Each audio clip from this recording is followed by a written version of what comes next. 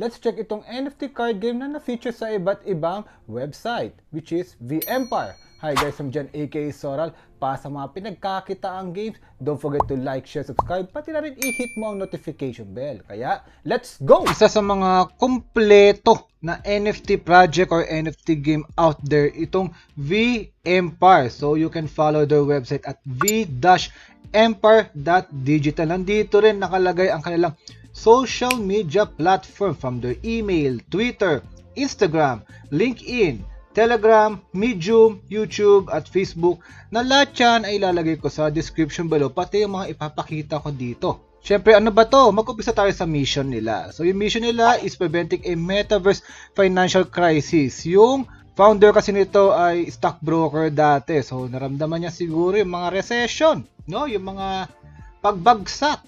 Internet stock, 2008 financial crisis, yung pagbagsak ng crypto recently. At ngayon, yung metaverse daw, tinitingnan nila baka bumagsak, kaya it is up to them, no? And the community to police their protocols. Kaya ini-invade nila yung mga metaverses na game na project out there. Sino ba mga kilala natin? Sandbox, Decentraland, even Axie. Talagang ipinapasok nila. At bago natin ipakita, audited po sila. Ayan, sabi sa inyo, kompleto to. Kung maghanap kayo ng mga lowest possible risk, yung tipong blue chip na stocks, no, ito yon para sa akin, yung blue chip na NFT game or project. Meron silang YouTube account, nabanggit ko nga, diba? So, VEmpire DDAO, lalagay ko lang sa description below. Nandito kung paano nila gagawin, yung sinasabi ko, yung invasion nga, yung strategy. So, pwede nyo na lang ito panoorin. Ayan, nandito naman lahat, no? Katuwa na banggit ko, parang pupulisin nila. Okay, yan. So, sabi na, an increase in user can cause a yield to fall. Kaya, reinvesting half of the mana within the strategy nila. Compounding their profits. Kaya, you can check this, no, itong YouTube video na ginawa nila para mas maintindihan nyo pa. Pero, simple lang naman to eh. Meron silang platform dito na you can stake. O, hindi lang sila, kasi pwede nyo i-stake yung VEMP, which is their token, para magkaroon ng profits or for voting and etc. or paggawa ng proposal. And pag titingnan dito sa world, nandito yung mga iba't ibang token ng mga bigati na project like Mana, Starlink, Sandbox yan. Axie, pati mismong Ethereum na hindi lang kayo marerewardan ng VEMP, marerewardan pa kayo ng, for example, kay Mana, panaglagay kayo dyan. Mag-earn kayo ng VEMP, pati Mana as well.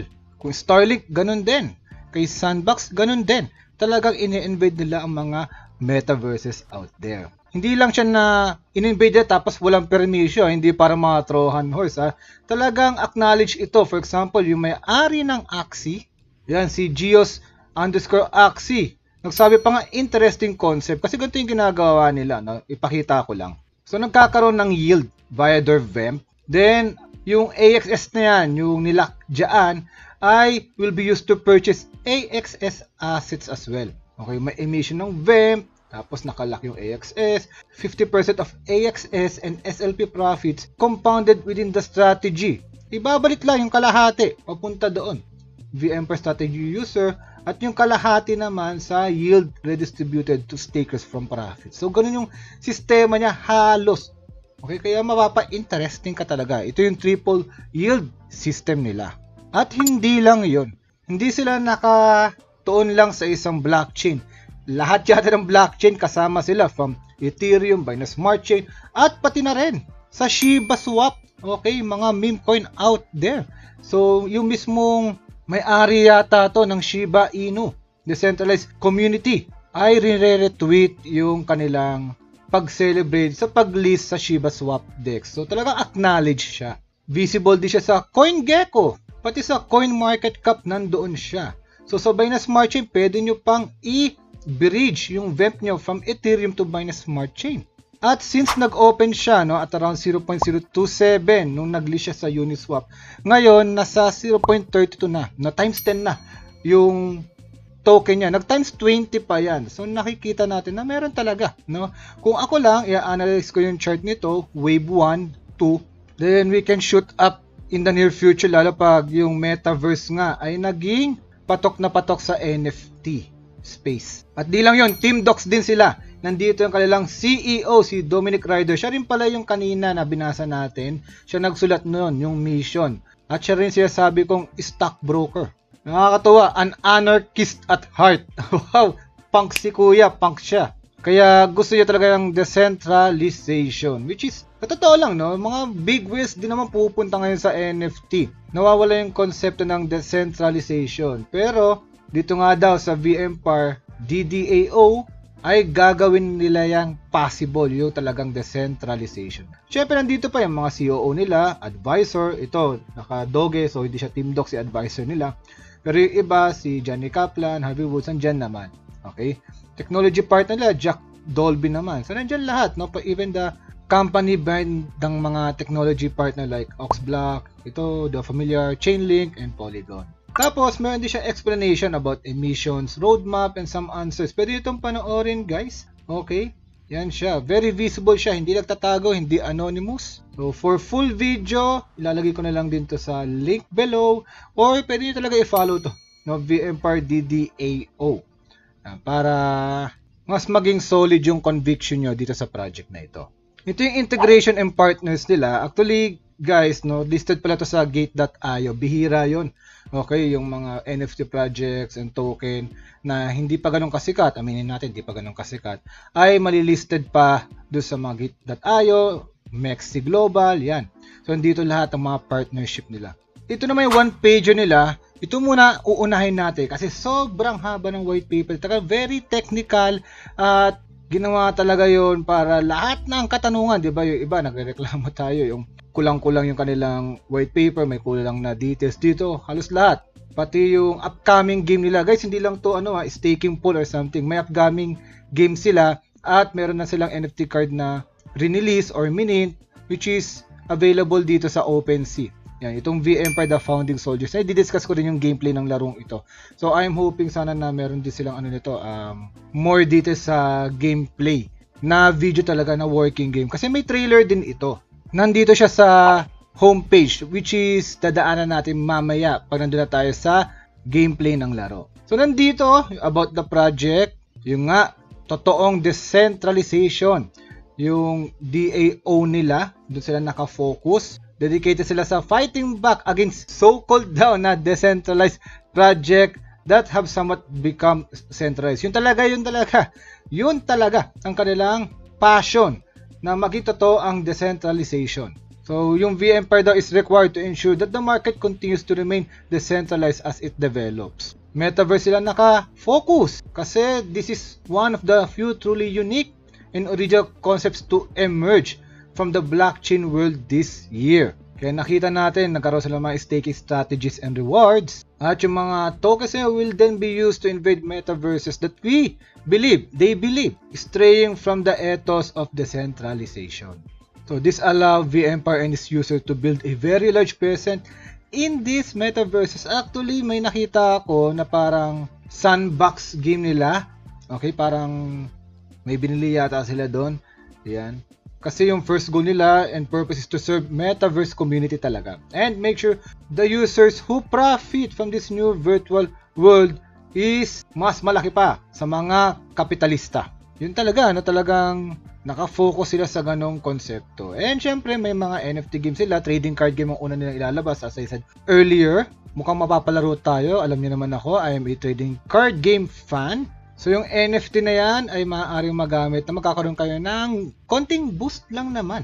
Okay, slight edge. Para hindi daw maging pay to win, talagang play to earn ang gusto lang mangyari. Then yung roadmap nila, Q4 2021, we can expect na lalabas na yung laro nila, a fully functioning staking platform which is ayun na nga nakikita natin. Then yung Q1 2022, cross-chain functionality and to be the top 3 trading card series on OpenSea. Then ang Q2 2022, multiple Tier 1 exchange listing, Solana functionality with Atlas staking. Then on Q3 2022, top trading card series on OpenSea. Wow! And the second game will be released. So listed nga sila, nabanggit ko na wala pa nga dito yung Gate.io, nakalist sila dun eh. Pero listed sila sa Mexi, Uniswap, BKX, City Global, CoinW. Then yung tokenomics sila, total supply is 810,720. which is 77% of that is luck. 6.6% is on liquidity, 11.1% is on pre-sale, then 4.7% is on luck. Na-feature din sila sa Coinpedia, MarketWatch, Yahoo Finance, Benzinga at Forbes. So speaking of tokenomics, andito yan sa white paper nila eh. Sabi sa inyo, very detailed. Tingnan yung tokenomics nila oh. At ito pang malupit, hindi sila nakafocus sa hanggang year 5 lang. Nakafocus sila hanggang year 24. Okay? Bihira ako nakakita ng ganun ha.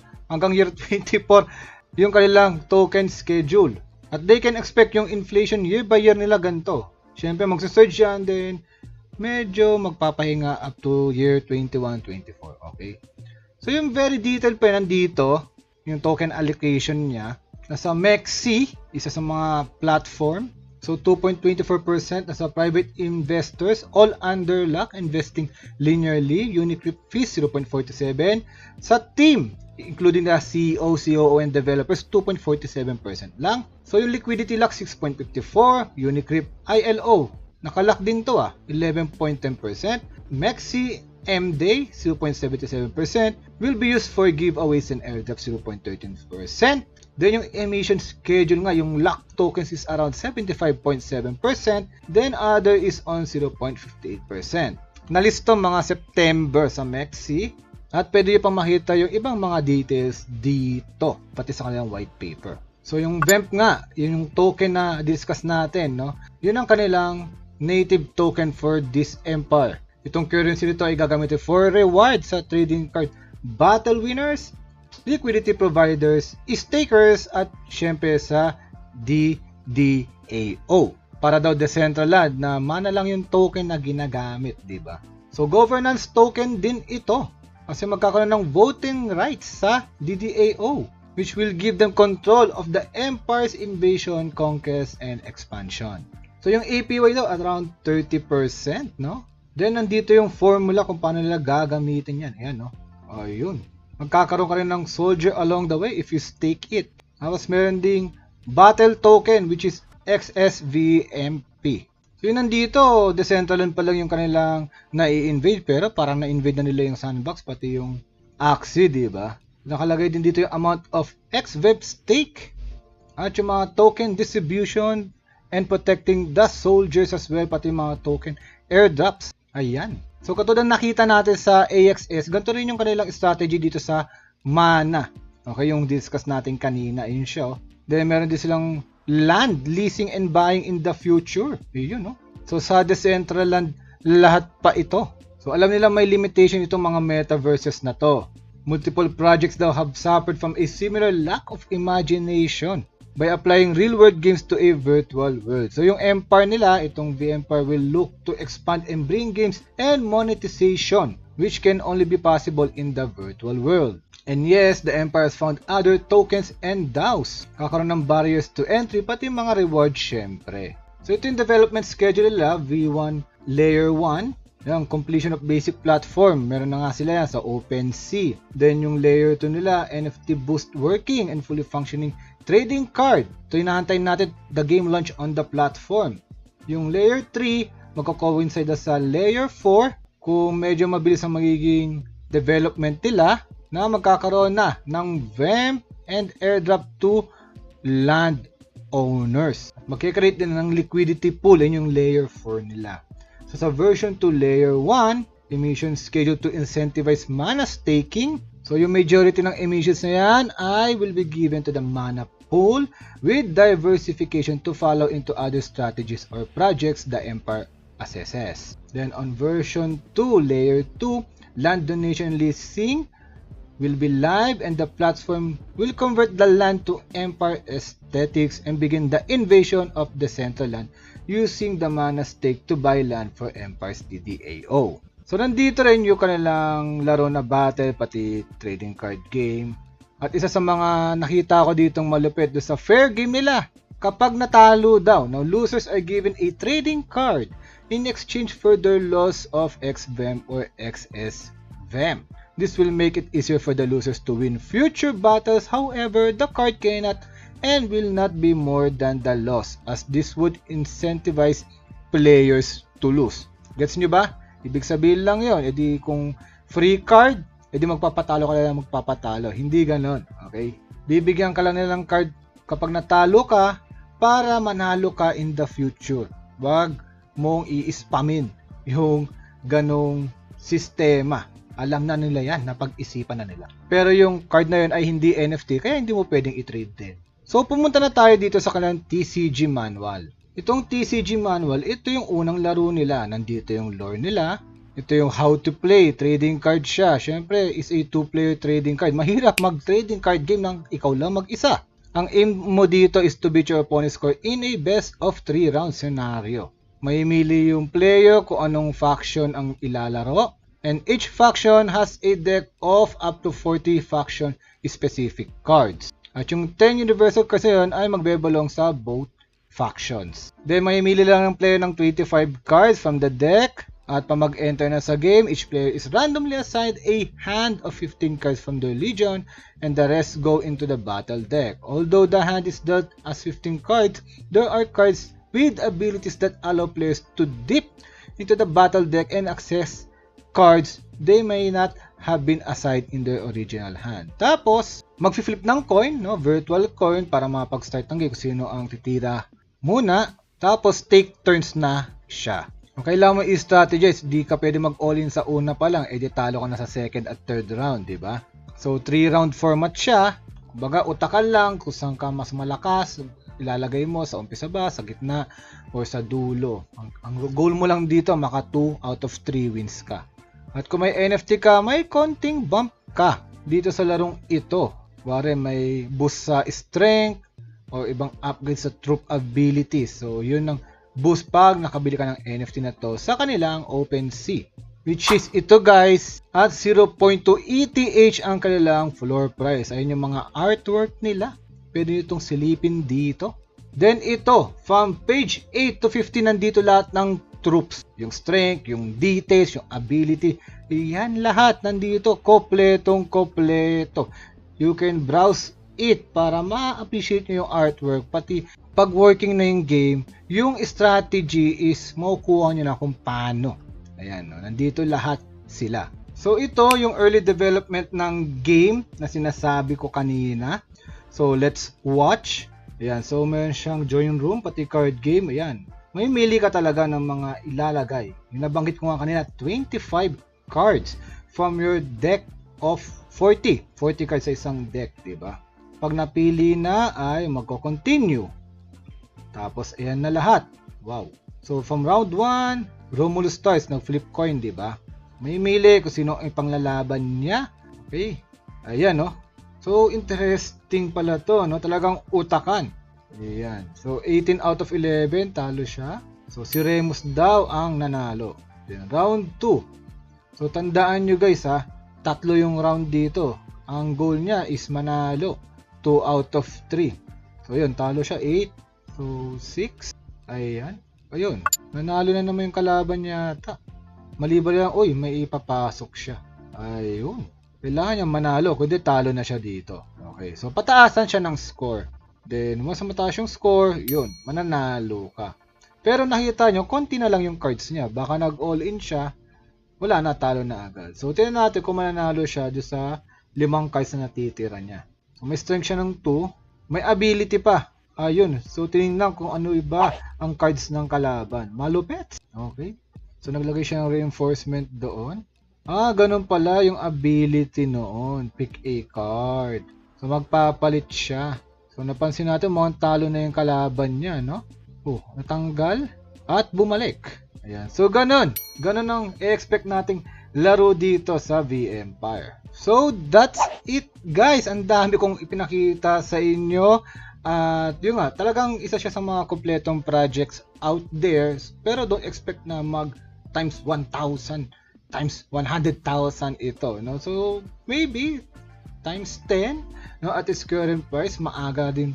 Kasi ito, maglalabas pa lang ang game niya, pero nandun na agad siya sa medyo magandang spot to take off. Dahil maganda naman ang kanilang hangarin dun sa mga staking pool nila to decentralize the metaverses. Kaya may mga tumatalpak talaga dito na gustong makasama sa run ng VM5. Pero kung papasok kayo dito, always remember to risk an amount that you can afford to lose lang at enjoy the process and also their upcoming game.